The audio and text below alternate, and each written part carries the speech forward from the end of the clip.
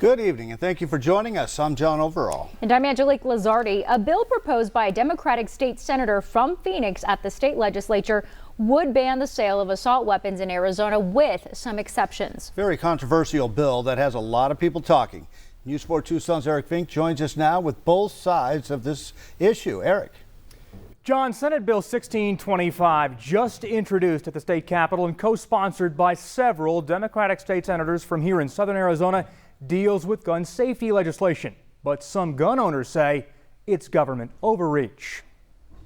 In 2006, Deborah Parker's daughter Lindsay was sitting on the front porch at a house party in Chandler when she was shot in the head by a man with an AR-15. She was killed instantly. She had a 9-month-old daughter.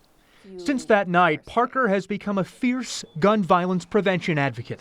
She was an innocent bystander, and if we had background checks and laws for this type of weapon, it's possible she could still be here. A new bill proposed by Democrat Rebecca Rios of Phoenix would ban the future sales and manufacturing of assault weapons and high-capacity magazines, with a few exceptions.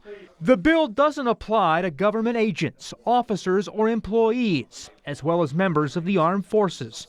And if you already own one of these weapons or large-capacity magazines, you must get a background check and register the gun every year. The ownership of a gun does not make you a bad person. It doesn't make that gun a bad item. Tucson gun shop owner Ed Chavez calls this bill ridiculous. I don't think that Arizona gun owners are going to stand for this. You again are restricting and taking away from law-abiding citizens, responsible gun owners, the right to own these weapons. Parker hopes this legislation passes. As this mom says, the heartache of losing her daughter never stops.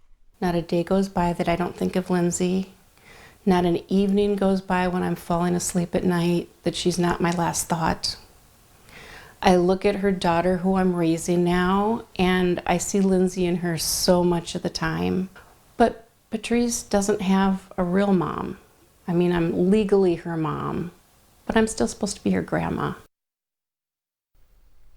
I reached out to Senator Rios, but I did not hear back as of tonight's broadcast.